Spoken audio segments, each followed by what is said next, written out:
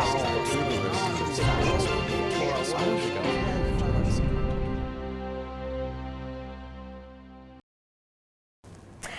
hello and welcome to this CNBC conversation with myself, Tanya Habimano. And we're about to dive into an exciting and novel conversation around artificial intelligence. Artificial intelligence has been gaining ground and is quickly becoming a part of our daily lives. But it's also forming a significant part of our future, with AI augmenting human intelligence, being primed to transform our workspace, but with that presenting us with a new challenge on how we're going to get the skills we need to enhance and develop it. Can Africa leapfrog? That is the question we'll be answering. Joining me now is Sam Obeidat, CEO and co-founder of Stallion AI, to paint us a better picture. So Sam, I want to start off by understanding AI. I mean, there's a lot of talk, there's a lot of jargon, and ultimately, how would you describe it? AI is a big changer. It's an umbrella of technologies. There are some technologies that can read and analyze documents. We call it natural language processing. There is the AI that can see, classify objects, and recognize faces, and perhaps even recognize walking patterns, and we call it computer vision. And there is the AI that can crunch numbers and predict the future and the stock markets and the weather, etc. We call it predictive analytics. And there are many other emerging technologies under the umbrella of AI that can mimic the way how our brains work, basically. So AI can see, can hear, can predict the future, and etc. So this is how I would describe artificial intelligence in a simple way. To the average user that's watching today, where would they see the best use case or the most common application of AI in today's world? I mean, AI is disrupting all the sectors today. It's transforming the productivity and the GDP of the global economy with an estimated growth of $15.7 trillion.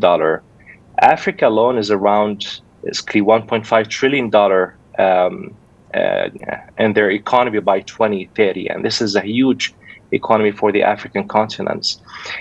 When it comes to the use cases and where AI can be applied, we can see it everywhere, basically. If I would describe AI in four trends, I would say in internet AI, for example, we daily use YouTube and Netflix, and it can basically recognize our preferences, and based on these patterns, it can recommend basically what we like to watch. When it comes to business, we can see AI basically disrupting all sectors and offering conversational AI skills to run conversations and answer questions and inquiries to millions of people in different languages simultaneously. We can see AI for example, analyzing and classifying documents, millions of documents in a couple of hours. And this is basically usually reduce operating cost and maximize productivity.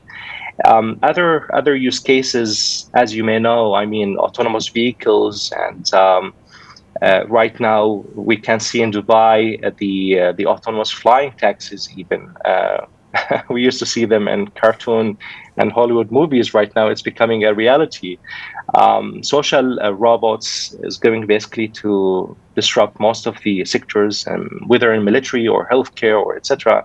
But we can see robotics that are fully driven by current technologies and computer vision and many other technologies to deliver that kind of human-like experience, and helping people specifically in dangerous jobs and repetitive and routine tasks. Yeah, I mean, we can see AI everywhere. Basically, it's absolutely a game changer. It's going to transform not only the global economy, but the societies, politics, the way how basically we perceive even reality in the near future. And I'm sure it will also translate into quite some cost efficiencies, but also many other benefits. I'm quite interested to hear from your perspective. What do you see as the main benefits to emerging economies and to perhaps the African continent? What would be the impact that artificial intelligence offers? I mean, what we want to see in the whether the underdeveloped or the developing world is having a thriving AI entrepreneurship ecosystem. As you know, the way how right now AI startups are stimulating the economies, they are attracting VC or venture capital funding, they are creating new jobs, and they are solving real problems in the society, in the environment, and so forth. So we can see basically huge funding coming into the AI ecosystem all around the globe, not only in the Silicon Valley. And let me give an example. Since 2017, AI startups are attracting over $17 billion from venture capital firms.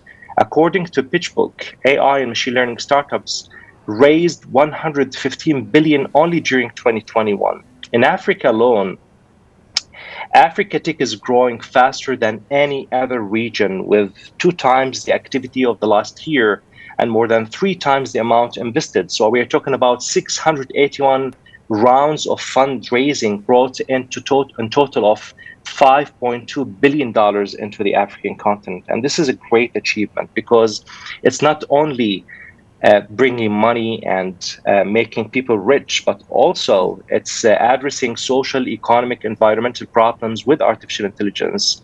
Harvard business professor Michael Porter called it shared value, which is basically making money while addressing social problems. So, and this is a new chapter of emerging technologies all around the world.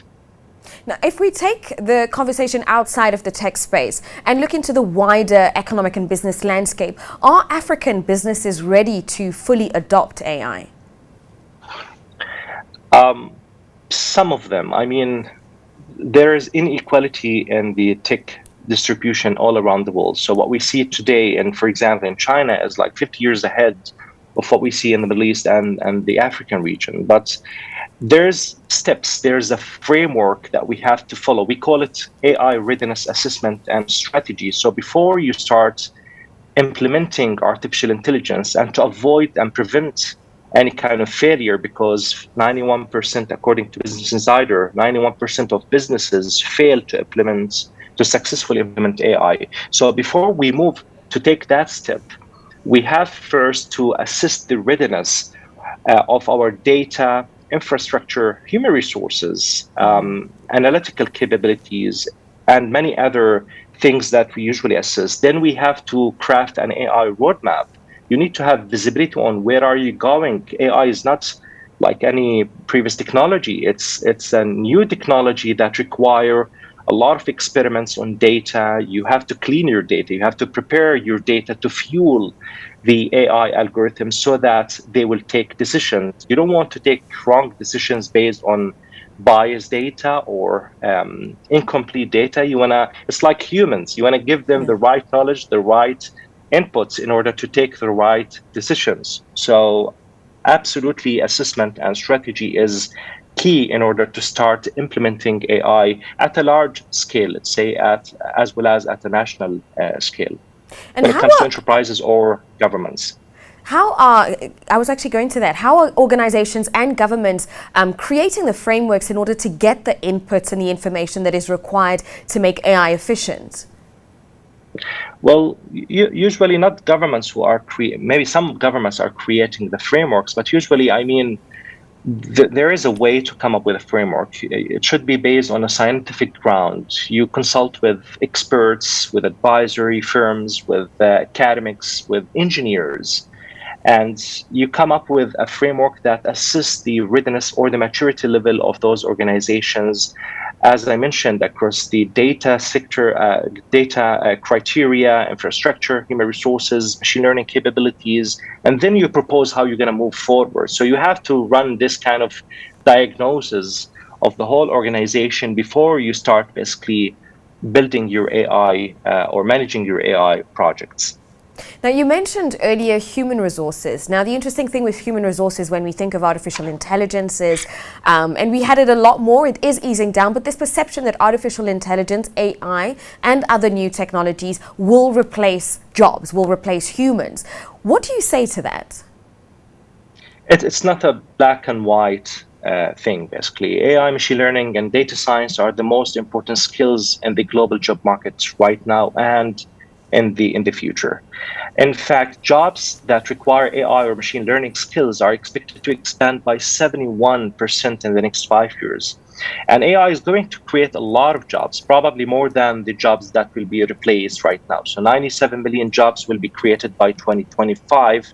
The problem is that workers don't have the skills required yet. So, although AI is rapidly transforming the global economy, it will probably lead to a technological unemployment by replacing over 40% of blue as well as white collar jobs that we know today by the next 8 years.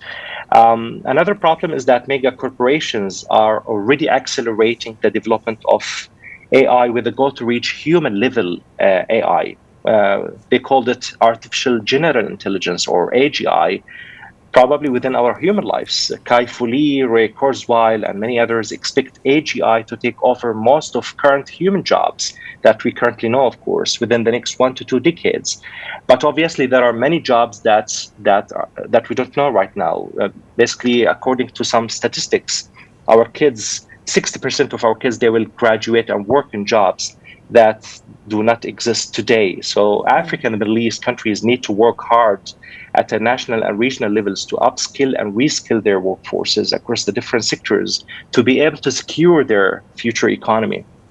So now the question is, what skills? I mean, on the one hand, there are skills that are going to be made redundant, that jobs that will no longer exist. So what should, for example, our kids be studying to be able to ensure their future? So if we start with our kids, I mean, as you may know, I mean, a lot of the education systems all around the world are pretty outdated right now. So kids are graduating from colleges and universities with majors that basically are not needed anymore in the job markets. So the alignment between graduates and what the job market requires basically is absolutely a top priority to all the governments right now, everywhere in the Middle East, Africa, as well as in the developed world. So what we are trying to do here is that to recommend how to integrate technical skills such as AI, machine learning, and data science with other specialties. Like, for example, if you are studying medicine or engineering or even biology, for example, it is absolutely required to integrate that with data science and AI in order to come up with applications that could basically solve a problem or do a change in the society or the environment or etc. Another angle to look at the whole problem is professionals. I mean, today professionals, they lack the knowledge and the skills. They don't have time to become coders or programmers. I'm talking about investment managers. I'm talking about accountants. Everyone basically, they have to start learning at least the terminologies and tools and frameworks to be able to, first of all, understand how their jobs will be different in the near future. In some countries, it's already different right now. On the other hand, to start equipping themselves with the skills like data science, for example, even at the business level, to be able to sustain their jobs and secure their seats in the future economy. Now, is this an Africa-specific shortage, or do you observe this in other parts of the country? I know you have activities in Dubai. Are you seeing this in Dubai and the UAE, for example? Everywhere. The problem right now is that there is this is 2-3 years statistics, over 500,000 machine learning engineers are required right now. The problem that most of those seniors in the field, they are getting hired or hunted by mega corporations like Facebook and Google and etc. The developed world, the developing world and underdeveloping world are left without experts, without engineers, without coders. So the ability and the ability of those governments to produce artificial intelligence so they are self-sustained is becoming really complex right now. So everyone is racing to build capacities, internal capacities, to start producing artificial intelligence, so that they do not import the technology from outside, which means they're going to replace their own people with AI systems. So even at the political level, we are talking about a very serious problem that everybody is working on to make this transition successful. Now, this sounds to me like an opportunity. On the one hand, we have skill Yeah. shortage across the world, and here on the continent we have a demographic that is young, that is ready to learn, willing to learn, and it seems like this is an opportunity where we can actively involve the youth to be able to be skilled and trained in the jobs that are missing in the global marketplace. Do you know of any projects, or how do you see this? I mean, we can see a lot of projects from all around the African continent, countries everywhere. I mean, Egypt, Nigeria, Tunisia, South Africa. Everyone is absolutely coming up with AI projects and AI entrepreneurial projects that solve problems, attract investments from venture capital firms, and thus be able basically to stimulate the economy. Imagine if you have 3 Facebooks in South Africa or in Nigeria, for example, multi-trillion-dollar companies right now. It's easy right now to come up with $1 million to fund your team so that you can start basically solving a real problem for the environment using artificial intelligence, for instance. We can see a lot of AI applications in agricultural fields, helping farmers to recognize diseases in real time automatically. They don't really need to bring experts right now to agricultural fields to diagnose what kind of disease in those plants, for example, or in the crops. You can do everything use computer vision. Just a mobile, take a picture. In real time, you will get the results with recommendations. So, I mean, it's a real tool that can solve problems, and we can see applications in all fields, in healthcare and military and defense and agriculture and public security. Everybody is investing. Of course, I mean, the monies are going to military and commerce most of the time, which is something really bad, in my opinion, because we want to have a sustainable AI, a utopian AI. You don't want to have later on 5 years an artificial general intelligence with a human level intelligence that assassin people or sell you stuff that you don't want really to buy, or etc.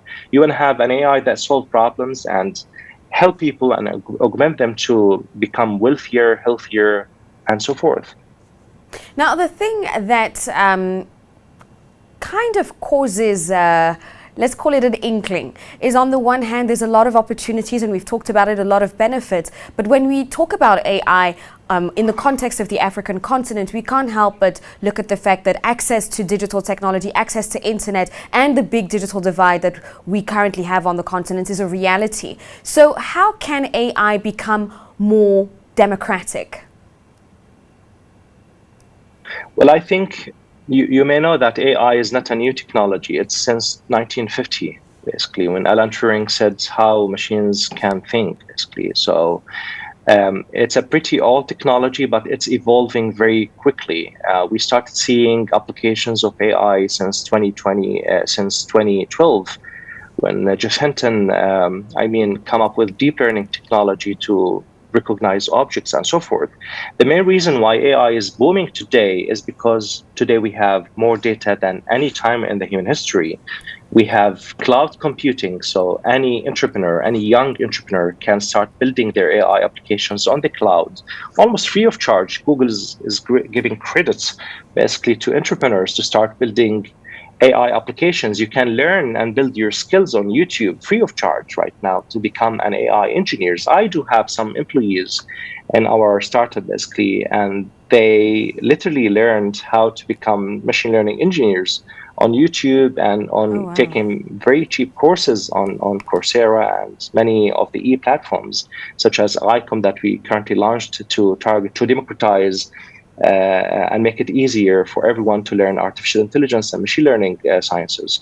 So there are a lot of tools right now that support and help youth and even professionals to start coming up with their own projects at a way much cheaper rate than 5 years or 10 years before. That indeed. Well, I mean, No. if you want to talk about the African continent, I mean, again, there's inequality between the countries or the regions. I know that some countries are still suffering to even securing internet and maybe devices, but I see it happening gradually. I mean, other countries are booming and creating job markets, and therefore, it's going to spread everywhere at some point. Okay, and talk to us about trends, latest things that are happening. What's hot in the AI world? Well, I mean, a lot of things happening in the AI world right now. It's different because it's happening fast. It's the most extraordinary time in the human history. I mean, what makes AI different again from any other technology that it automates human intelligence. We can see AI already augmenting human jobs such as banking customer service agents and long haul truckers and taxi drivers and general doctors. As a general doctor, for example, you don't really need to see 50 patients a day or even 30 patients a day. The repetitive questions and tasks that you are doing in order to come to a certain diagnosis can be handled today, basically with the current technology, using your own digital AI twin, for example, or even using a commercial AI system that can help you to get augmented and thus focusing on the high value tasks. Same thing can be seen in education. Teachers don't really need to correct essays anymore like before. I mean, AI is helping them to focus on the high value tasks. HR managers today, we can see a lot of AI HR systems helping employees to scan thousands of resumes. And when I say scan, I mean analyze the context, not only the content of those resumes, and therefore be able to shortlist them to the top 5 from 50,000 resumes, for example, in a very short time frame, instead of spending, I don't know, usually to onboard anyone for one job, it takes an HR specialist over 24 hours of hard work to go through all these resumes.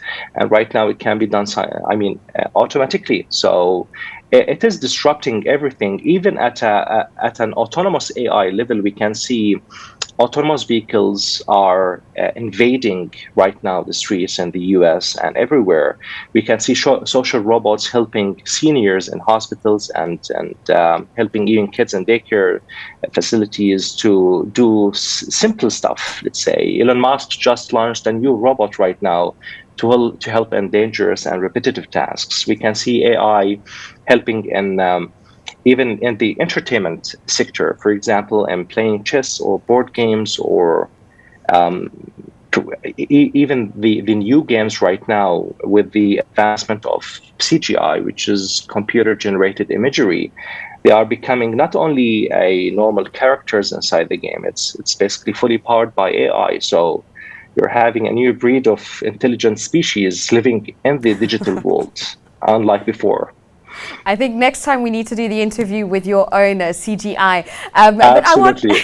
I want to find out more about your activities in Dubai. I mean, the last time I was there, I believe it was at the Frame, I got to see an interactive vision of the Dubai of the future. And it seems that a lot of the things that you're mentioning right now are already in application in Dubai. So perhaps you could shed some light in terms of some of the exciting innovations that you're currently running there. I mean, we are not only in Dubai. I love Dubai. I was born and raised there. It's a beautiful city, and they are really advancing very quickly across not only AI. We can see them launching the metaverse strategy right now. They have the blockchain strategy. They were the first city in the world to have an AI minister in 2017, I think. Oh, So wow. Dubai is really having a lot of innovations. They just launched the future. Gitix is running right now. The team is there, and they just launched also the Future Museum. And I think they already have an event up and running at the moment. So a lot of inventions happening at a company's level, at our company's level. We are basically working on some futuristic technologies. We are working on a project called Project Geminai, which is basically giving the ability for people to own their own personal AI and monetize their personal AI. And this is what we believe the future, because what's happening in the world right now is mega corporations are building AI that takes jobs, right? So we can see even AI digital humans taking the jobs of customer service experts and credit card experts and call centers, etc. So if we keep going with this route, with this path, we're going to end up pushing people at home and giving them universal basic income, doing nothing. So with the blockchain technology, the rise of blockchain, metaverse, big data, AI, even CGI, right now it's possible to give the ability or enable people basically to have their own personal AI, which we were talking about earlier. Basically, we call it digital AI twin of real people, where they can talk and behave and offer knowledge to millions in different languages at once. And probably in the next session, we can have my own clone talking on Zoom, taking notes and doing presentations in Chinese or in any other language. Basically, it's a huge potential for the human race. Basically, think of a retired psychologist who is democratizing his digital AI twin, thereby offering decades of mental health experience, helping people in underdeveloped regions. It's amazing. The impact is going to be gigantic, in my opinion. And so in closing, what would be your one sentence message to those who want to know about AI and want to get involved? Well, education. I mean, I wrote a book in 2020, April 2020, called The Artificial Intelligence Citizen. And the main reason of writing that book is to spread a culture here, to spread a message to millions. Everybody needs to be a responsible and active AI citizen. Becoming an AI citizen means that you have at least to know the minimum amount of knowledge to understand how to secure your future, how to prepare your children for the future jobs. It's really important, and I urge people and organizations to be aware and more engaged with the new digital world around them. Practicing responsible AI citizenship can be as simple as understanding just how AI is going to disrupt your field or profession. So this would be my last message to everyone, to people as well as organizations. And Sam, I couldn't agree with you more. It certainly has been insightful, informative, and I've learned a lot through our session today. Thank you so much for joining us today and for sharing more about what AI truly is and what it can mean for the African continent. Thank you so much. This was In Conversation with Sam Obeidat, CEO and co-founder and founder of Stallion AI. And a thank you to you, our audience. This was CNBC Africa In Conversation, and I was joined by Sam Obeidat, CEO and founder of Stallion AI, who taught us all about AI.